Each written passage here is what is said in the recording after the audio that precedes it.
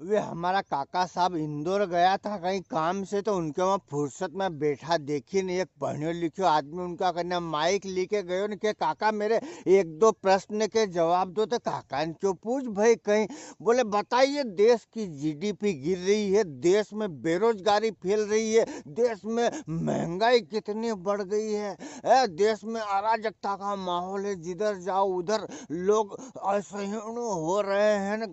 ऐसा 50 प्रश्न उन्हें पूछ लिया और हमारा काका का माथा का बाल रोंगटा रोंगटा खड़ा हो गया कि क्या कहीं जवाब दूं, नहीं क्या कहीं जवाब नहीं दूं, देश की जीडीपी क्यों गिर रही, बेरोजगारी क्यों है, ये है न फलाना है।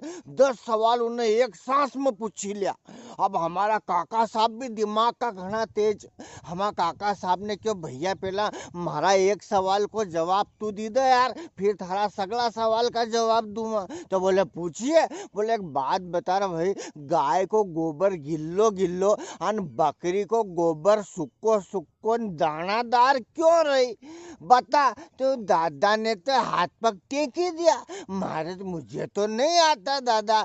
तो दादा काका ने क्योंकि थारा ज्ञान गोबर को है ने, हमारा काका ने उससे प्रश्न करियो कि गाय का गोबर गीला गीला और बकरी का गोबर सूखा और दानेदार क्यों होता है। तो उना माई काला दादा ने तो हाथ ऊंचा कर दिया कि मेरे को नहीं पता।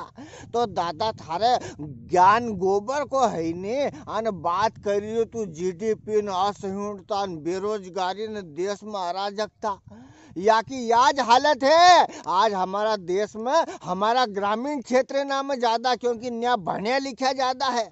जिनने कदी स्कूल को मुंडो नहीं देखियो, जो कदी बढ़िया लिखा लोग ना की संगति नहीं करी, 4 जना सज्जन लोग में बैठा नहीं, बस कहीं मालूम कहाँ से उनका मोबाइल ना पे वीडियो ना आई जाए, अंड संड अन वीडियो देखने लगाओ एक दूसरा का फोन, ए वैक्सीन लगाना मत जाजो ना, फलाना गांव में असो हुई गयो है, उना अमका गांव में असो हुई गयो है, उना हमारा रिश्तेदार का न्यू हुई गयो। वैक्सीन ना सरकार ने अरबों खरबों रुपया ना देश का बढ़िया लिखा पढ़िया लिखा डॉक्टर ना हजारों हजार की तादाद में 24 घंटा हमारा सबकी सुरक्षा के लिए जागया, और जिनने यह वैक्सीन बनाई ना कोरोना का खिलाफ कि इससे हमारा देश का लोग उनकी जान बची जाएगी, इससे हमारा देश का लोग परेशान नहीं होगा। इकाले उन्हें दिन रात का रात नहीं समझी, घर परिवार से दूर रियान या हमारे वैक्सीन बने जी को हमने 1 साल तक इंतजार करियो,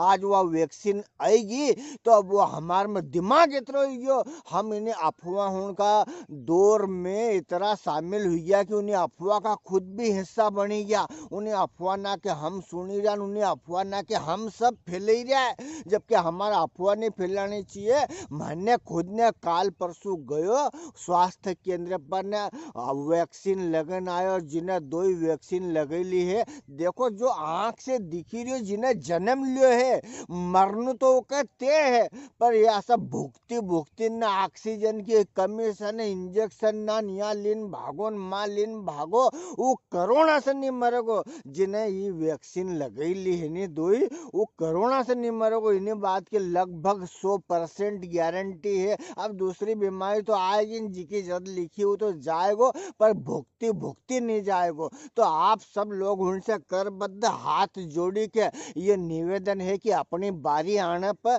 जल्दी से जाओ, भीड़ मत लगो, स्वास्थ्य केंद्र पर अपनो रजिस्ट्रेशन करो, जिंदन नंबर न मैसेज आए उनदन जैन हाथा जोड़ी है दादा कि अपना न अपना परिवार की सुरक्षा का लिए देश हित में अपनों नहीं तो देश हित में समझिन वैक्सीन जरूर लगे लो। नहीं अफवाह ना जितनी भी आपका न आए उका माँ की जगह दबाई दो, उका आगे मत बढ़ो, यो निवेदन थो। तो इकाली है नी हर काम सोचे समझन करो। आप सबको इंदर पटेल को नमस्कार, जय हिंद, जय भारत, वंदे मातरम।